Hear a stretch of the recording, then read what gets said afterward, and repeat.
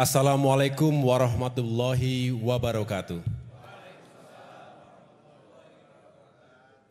Selamat pagi dan salam sejahtera untuk kita semua. Shalom, Om Swastiastu, Namo Buddhaya, salam kebajikan. May peace be upon us all. Yang sama-sama kita cintai dan muliakan, Profesor Dr. Jenderal TNI Purnawirawan Susilo Bambang Yudhoyono, Presiden Republik Indonesia ke-6 yang juga Chairman The Yudhoyono Institute. Kita doakan semoga beliau senantiasa diberikan kesehatan dan bisa terus menjadi mentor untuk kita semua dan selalu aktif berkontribusi dalam pemikiran untuk Indonesia dan dunia. Saya juga ingin mengucapkan terima kasih kepada para Menteri Kabinet Merah Putih hadir bersama kita, Menteri Pekerjaan Umum Bapak Dodi Hanggodo, Menteri Ekonomi Kreatif Bapak Teguh Rifki Harsha, dan Menteri Transmigrasi Bapak Muhammad Iftitah Sulaiman. Saya juga menyapa di sini banyak sekali tokoh senior, para pemimpin dan politisi, mantan menteri pada Kabinet Indonesia Bersatu. Tepuk tangan juga untuk Bapak Ibu yang telah hadir bersama-sama kita. Excellencies, ambassadors, and heads of missions of friendly countries to the Republic of Indonesia. Terima kasih telah datang. Izinkan saya menyapa His Excellency Wang Lutong from China, His Excellency Sandip Chakravorty from India, His Excellency Roderick Brazier from Australia, His Excellency Datuk Syed Muhammad Hasrin Tunku Husin from Malaysia, His Excellency Kwok Fuk Seng from Singapore, His Excellency Roberto Colamin from Italy, His Excellency Roberto Sarmento de Oliveira Suarez from Timor-Leste, dan juga perwakilan yang hadir, apakah itu DCM maupun jabatan yang lain dari the Philippines, kemudian Kamboja, Jepang, Rusia, Korea Selatan, dan juga Uni Eropa. Tepuk tangan sekali lagi untuk para ambassadors, head of missions. Saya juga ingin secara khusus mengucapkan terima kasih dan penghargaan setinggi-tingginya kepada para panelis dan moderator yang berkenan menjadi bagian dari acara TYI hari ini. Yang pertama adalah Profesor Dr. Hairul Tanjung, Menko Perekonomian pada Kabinet Indonesia Bersatu yang juga adalah Chairman dari Citicorp. Ibu Mari Elka Pangestu, PhD, Menteri Perdagangan, Menteri Parekraf pada Kabinet Indonesia Bersatu yang saat ini menjabat sebagai Wakil Ketua Dewan Ekonomi Nasional. Bapak Khatib Basri, PhD, Menteri Keuangan pada Kabinet Indonesia Bersatu yang saat ini juga adalah anggota Dewan Ekonomi Nasional. Profesor Dr. Hermanto Siregar, Guru Besar Institut Pertanian Bogor dan juga Rektor Perbanas. Untuk sesi kedua nanti juga ada Bapak Armanata Kristiawan Nasir, Wakil Menteri Luar Negeri yang juga mantan Duta Besar Republik Indonesia untuk PBB. Dr. Dino Patijalal, mantan Duta Besar Republik Indonesia untuk Amerika Serikat dan juga Wakil Menteri Luar Negeri pada Kabinet Indonesia Bersatu. Dr. Rizal Sukma, Senior Fellow CSIS yang juga mantan Duta Besar Republik Indonesia untuk Inggris, Irlandia. Dan Bapak Osi Dermawan, MSc sebagai Wakil Menteri ATR BPN yang juga mantan perwira TNI, serta sebagai moderator ada ekonom senior Bapak Raden Pardede dan akademisi yang juga Direktur Postgraduate School of Diplomacy Paramadina University, Bapak Ahmad Khairul Umam. Tepuk tangan sekali lagi untuk para panelis dan moderator. Terima kasih, di sini ada Pak Hatta Rajasa, Pak Joko Suyanto, ini senior-senior kita, mantan-mantan menteri, koordinator. Kalau gitu kita satu klub, Pak, alhamdulillah. Dan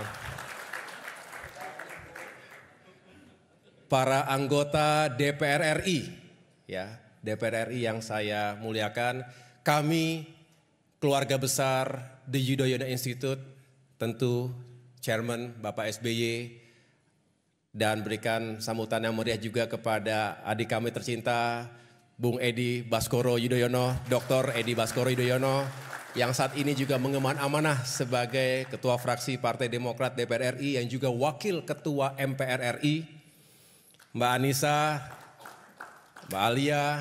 Kami sangat berbahagia keluarga besar The Yudhoyono Institute bisa menjadi host acara yang insya Allah sangat relevan dengan situasi hari ini. Para pejabat kementerian dan lembaga juga hadir, ini spesial banyak pejabat eselon 1, Sesmenko, para deputi dari Kemenko, Infrastruktur dan Pembangunan Kewilayahan, staf khusus, termasuk jajaran Kementerian Ekonomi Kreatif, Kementerian PU dan Kementerian Transmigrasi, para pengurus Dewan Pimpinan Pusat Partai Demokrat, para sahabat, akademisi, peneliti, mahasiswa dari berbagai universitas dan lembaga riset, para pelaku dunia usaha dan rekan-rekan media, insan pers yang saya cintai dan banggakan. Kalau melihat di sini ada yang berseragam militer aktif, mereka adalah perwira yang saat ini sedang menempuh pendidikan sebagai siswa Sesko TNI dan juga Sesko Angkatan. Terima kasih teman-teman sudah datang. Ini bukan acara partai, ini acara TYI yang sekali lagi merupakan sebuah lembaga yang independen, non-partisan, dan kita berharap selalu bisa menghadirkan pemikiran-pemikiran terbaik untuk bisa kita kontribusikan untuk Indonesia juga dunia. Dengan penuh rasa syukur, saya selaku Direktur Eksekutif The Yudhoyono Institute menyambut Bapak Ibu sekalian dalam sebuah panel discussion dengan tema dinamika dan perkembangan dunia terkini, geopolitik, keamanan, dan ekonomi global. The Yudhoyono Institute atau TYI adalah sebuah think tank yang diinisiasi oleh Bapak SBY pada tahun 2017. Tepatnya didirikan pada tanggal 10 Agustus 2017 lalu untuk mengembangkan kajian strategis serta menghadirkan rekomendasi kebijakan publik yang konstruktif yang berpijak pada 3 pilar, liberty, prosperity, dan security. Selama ini TYI aktif dalam penguatan kapasitas sumber daya manusia dan membangun kemitraan dengan berbagai universitas, juga lembaga-lembaga di dalam dan luar negeri. Contohnya tahun 2022 yang lalu, TYI menyelenggarakan roundtable discussion bermitra dengan Universiti Kebangsaan Malaysia. Dan kemudian kami juga menjadi co-host bersama Club de Madrid, sebuah klub yang sangat terhormat, beranggotakan mantan-mantan pemimpin dunia, presiden atau perdana menteri, dan dalam forum Berlin Policy Dialogue di Jerman kita membicarakan berbagai isu terkait dengan perang Rusia-Ukraina ketika itu dan bagaimana dunia harus bangkit dari krisis pandemi. Lalu Bapak SBY juga berpartisipasi secara langsung dalam Tokyo Conference tahun 2025 ini di Jepang, dan insya Allah bulan depan kami juga akan menyelenggarakan rangkaian kegiatan bermitra dengan Stanford University untuk menyelenggarakan roundtable discussion di Yogyakarta yang di follow up dengan Southeast Asia Prosperity and Sustainability Summit di California. Mohon doanya, semoga TYI bisa terus eksis dan dapat mengambil peran bagi kemajuan bangsa Indonesia juga untuk dunia. Bapak Ibu, hadirin sekalian, hari ini kita berkumpul bukan sekedar untuk berbagi gagasan, tapi untuk menjawab tantangan zaman. Dunia kita sedang bergerak begitu cepat. Perubahan tidak hanya terjadi pada teknologi dan gaya hidup, tapi juga pada peta kekuasaan global, alur perdagangan, dan makna dari keamanan itu sendiri. Gelombang baru proteksionisme ekonomi, rivalitas geopolitik yang memanas, dan melemahnya multilateralisme telah menciptakan dunia yang makin penuh dengan ketidakpastian, penuh dengan kejutan. Dunia tidak lagi dibagi antara yang kuat dan lemah, tetapi antara yang cepat dan yang tertinggal. Kebijakan tarif tinggi Presiden Trump yang disebut sebagai Liberation Day bukan sekedar strategi ekonomi. Ia adalah simbol kembalinya pendekatan realisme ofensif melalui pendekatan ekonomi dalam hubungan internasional. Indonesia sendiri terdampak langsung. Tarif impor 32% bukan angka yang kecil, walaupun saat ini masih ditangguhkan. Sementara Tiongkok, rival terbesar Amerika, yang semula diganjar tambahan tarif 34%, dalam hitungan jam melakukan retaliasi. Dan akibat aksi reaksi perang tarif tersebut antara kedua negara menyebabkan Tiongkok diganjar tarif 145%. Menurut data dari WTO dan juga IMF, perang dagang sebelumnya tahun 2018 hingga 2020 telah mengakibatkan penurunan volume perdagangan dunia sebesar 3%. Dan menyumbang pada penurunan PDB global sekitar 0,8%. Saat ini, eskalasi baru yang dipicu kebijakan kenaikan tarif ini jelas akan berdampak baik ke pasar keuangan maupun sektor real. Dampaknya, risiko resesi global di tahun ini meningkat tajam. Unfortunately, this is not an April mop. This is not a hoax. Ini adalah fakta baru dunia. Kebijakan sepihak Amerika Serikat ini tentu bisa membawa dunia menuju dua arah yang ekstrim. Pertama, terjadinya perlawanan kolektif, di mana negara-negara akan menjauhi dominasi Amerika Serikat dan membangun blok ekonomi baru. Yang kedua, jika kebijakan ini terbukti efektif, maka dunia justru akan semakin tunduk pada satu kekuatan yang semakin hegemonik, yaitu Amerika Serikat. Apapun hasilnya, satu hal yang pasti, kita menghadapi risiko fragmentasi, bukan hanya secara ekonomi, tapi juga secara politik dan keamanan. Aliansi baru akan terbentuk, polarisasi akan semakin tajam, konflik lama berpotensi membesar dengan negara-negara besar saling berebut pengaruh. Asia Pasifik, termasuk kita, akan menjadi panggung utama dinamika ini. Untuk itu, kami tentu kita semua mengapresiasi langkah Bapak Presiden Prabowo Subianto yang telah menjalankan dual track diplomacy. Pertama, mengirim tim negosiasi ke Washington DC. Yang kedua, sekaligus dengan itu membangun komunikasi dengan para pemimpin ASEAN dan juga para pemimpin dunia lainnya. Inilah wajah diplomasi strategis yang adaptif dan juga tanggap. Diplomasi yang tidak reaktif, tapi juga tidak pasif. Hadirin sekalian saya hormati, dampak dari kebijakan tarif Presiden Trump ini bukan hanya akan mengguncang sistem perdagangan global, tetapi juga sangat berpotensi mengganggu stabilitas keamanan internasional.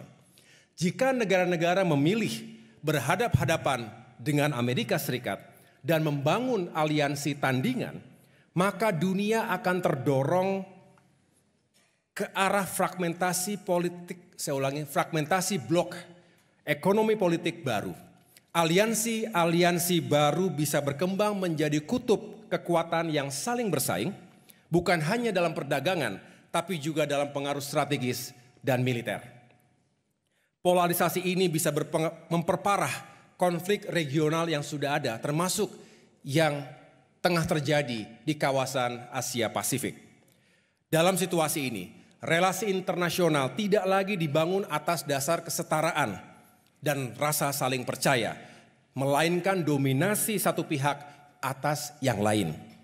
Ketegangan di berbagai konflik global, seperti perang Rusia-Ukraina, eskalasi krisis di Gaza dan Iran, serta konflik klaim teritorial Laut Tiongkok Selatan, bisa menjadi jauh lebih berbahaya. Dunia, kita semua harus bersiap dengan skenario terburuk, yaitu pecahnya perang terbuka di sejumlah kawasan. Bapak Ibu hadirin sekalian yang saya muliakan, di tengah situasi ini, The Yudhoyono Institute hadir untuk memberikan wake up call. Saat kekuatan besar bertarung untuk dominasi, Indonesia harus bekerja keras untuk mempertahankan kedaulatannya, serta terus memperjuangkan masa depannya yang gemilang. Dalam menghadapi tantangan ini, kami memiliki sejumlah pandangan untuk bisa kita diskusikan dalam forum yang berbahagia ini. Pertama, perlunya memperkuat struktur ekonomi domestik. Ketika ekspor kita sedang menghadapi tekanan yang serius, kita harus kerja keras mempertahankan pertumbuhan ekonomi kita dengan menjaga daya beli masyarakat juga stabilitas harga. Di samping itu, kita juga harus terus mendatangkan investasi untuk melanjutkan pembangunan dan membuka lapangan pekerjaan. Yang kedua, ini pesan dari Bapak SBY setiap saat sejak beliau memimpin sampai dengan hari ini, kita harus bisa mengubah krisis menjadi peluang. From crisis to opportunity. Gunakan momentum ini untuk mendorong transformasi ekonomi kita, mempercepat hilirisasi dan digitalisasi. Kemudian kita juga segera mewujudkan ekonomi hijau, termasuk energi, saya ulangi, termasuk transisi energi yang terbarukan. Yang ketiga, diversifikasi pasar dan mitra strategis. Kita harus aktif mengembangkan perdagangan di sejumlah kawasan potensial, seperti Eropa, Asia Selatan, Timur Tengah, Afrika, Amerika Latin, dan negara-negara Global South lainnya. Bersama mitra-mitra strategis, Indonesia harus terus memperkuat sistem perdagangan dan kerjasama multilateral yang tidak diskriminatif dan juga saling menguntungkan. Yang keempat, mari kita perkuat solidaritas ASEAN. Jangan biarkan kita terpecah belah oleh agenda masing-masing. ASEAN harus bersuara satu, membela prinsip perdagangan yang adil dan terbuka. Forum seperti Regional Comprehensive Economic Partnership, RCEP, dan ASEAN Plus harus semakin efektif. Bapak Ibu hadirin sekalian, dalam dunia yang semakin terfragmentasi ini, kita harus menjadi pemersatu. Ketika kekuatan besar saling mencurigai, kita harus membangun kepercayaan. Ketika dunia mengedepankan kepentingan sempit, kita harus menawarkan kerjasama luas. Inilah jalan menuju masa depan yang lebih adil, inklusif, dan berkelanjutan. TYI percaya, solidaritas adalah kekuatan kita, kolaborasi adalah harapan kita. In a world full of uncertainties and danger, solidarity is our strength, collaboration is our hope. Dalam dunia yang kian retak, mari kita jadi jembatan. Ketika ketakutan menyebar, mari hadirkan harapan. Karena dunia tidak hanya butuh pemimpin yang kuat, tetapi juga pemimpin yang bisa menyatukan.